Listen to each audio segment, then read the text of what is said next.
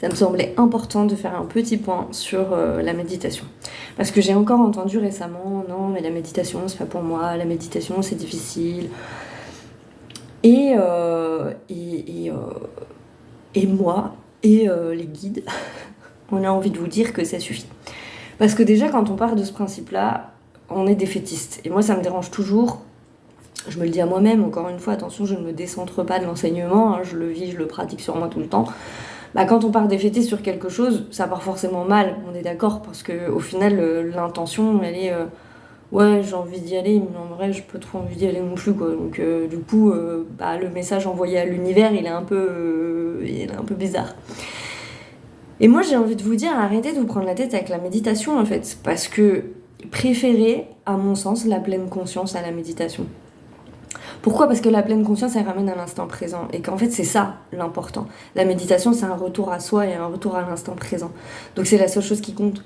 Il y a plein de gens, on n'est pas étudié, on n'est pas conçu, surtout dans nos sociétés occidentales, pour méditer comme en Inde, ils le pratiquent dans des retraites. Ça veut pas dire que c'est impossible, il y a des tas de gens qui le font et ça leur va très bien et c'est très bien. Mais si effectivement vous avez du mal avec ce concept, en même temps, c'est le principe même de la sagesse. La sagesse, on ne l'acquiert pas du jour au lendemain, c'est quelque chose qui se fait par étapes. Et la méditation, c'est un petit peu pareil. Si déjà c'est dur pour vous de rester assis 2 minutes avec vos pensées sans rien faire, faut aller chercher plus loin, faut voir autre chose en fait. Et là, c'est pas en termes de pratique, c'est vraiment en termes de prendre la méditation, ce qu'elle est de base. Et la méditation, c'est de la pleine conscience. Et après, vous mettez la pleine conscience partout dans votre quotidien. Et ça, c'est praticable par tout le monde, sans se trouver d'excuses. Parce qu'on est d'accord que quand on veut faire des choses de bien, faire attention à ce qu'on mange, arrêter de fumer, qu'est-ce que l'être humain il va faire tout de suite ? C'est se trouver des excuses pour pas faire les choses. Parce qu'à partir du moment où ça nous demande un effort, où ça nous demande de casser des croyances ou casser des schémas de fonctionnement, ça devient quand même très difficile. Donc là, moi je vous dis, préférez l'instant présent, préférez la pleine conscience, parce que vous pouvez l'inclure dans votre quotidien. Et que du coup, c'est ça le vrai truc important. Parce que moi j'entends beaucoup les gens me dire non mais moi je veux juste la paix, je veux juste l'harmonie dans mon quotidien. Mais ça va pas tomber du ciel, puisque encore une fois, on n'est pas conçu dans nos sociétés occidentales pour éprouver la paix.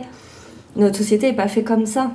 On est stressé tout le temps, on est soumis tout le temps à des injonctions bizarres, on est tout le temps rappelé à notre téléphone, on est toujours... faut penser à tout, faut parler sur tout. Donc notre cerveau, faut le déconstruire de ça. Et ça prend du temps.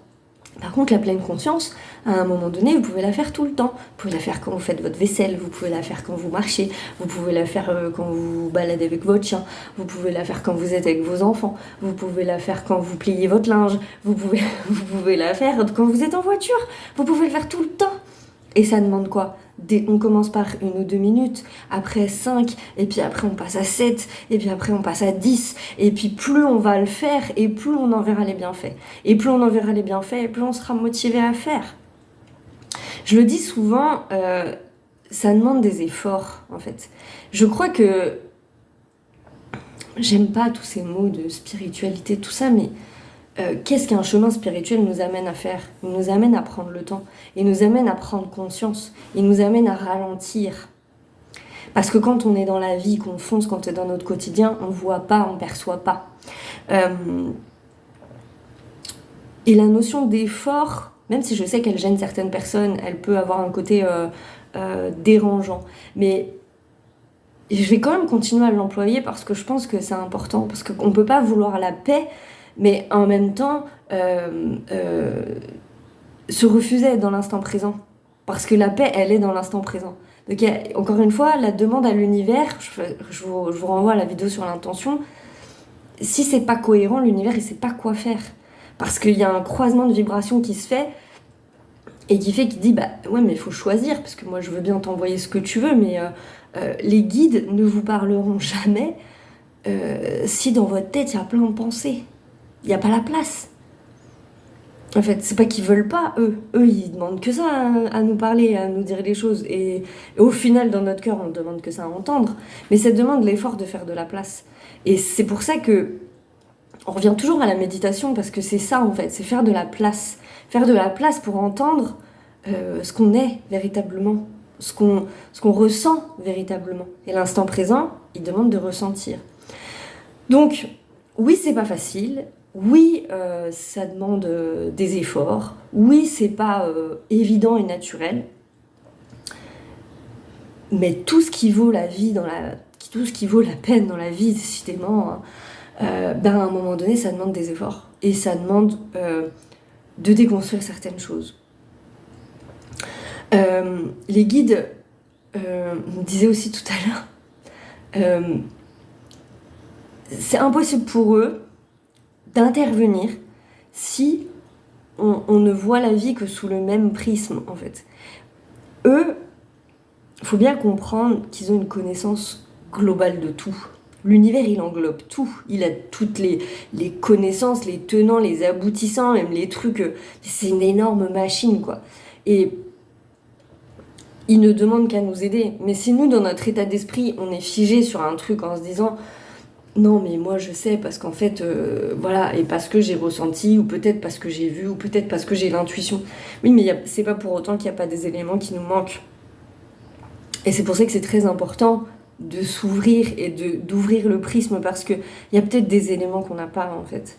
Et que eux ont, parce que justement, ils ont cette prise de recul sur tout, qui fait qu'à un moment donné, c'est possible de se dire « Ah ouais, d'accord. Donc oui, t'as peut-être raison dans ton intuition, mais peut-être que t'as oublié qu'il y avait plein d'étapes avant, en fait.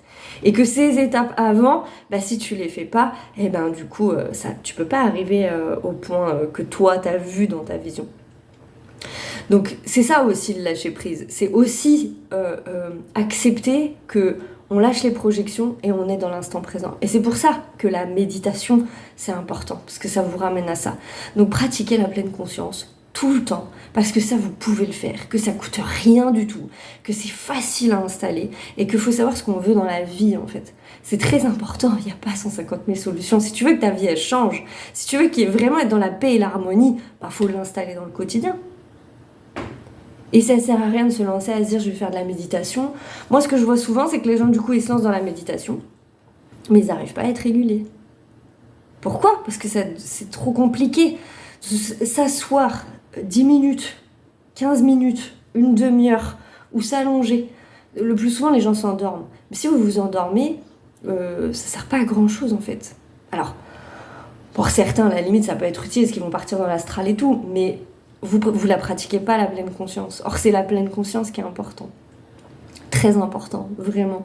Moi, je reçois très souvent un message dans des moments où, justement, mon cerveau, il est éteint.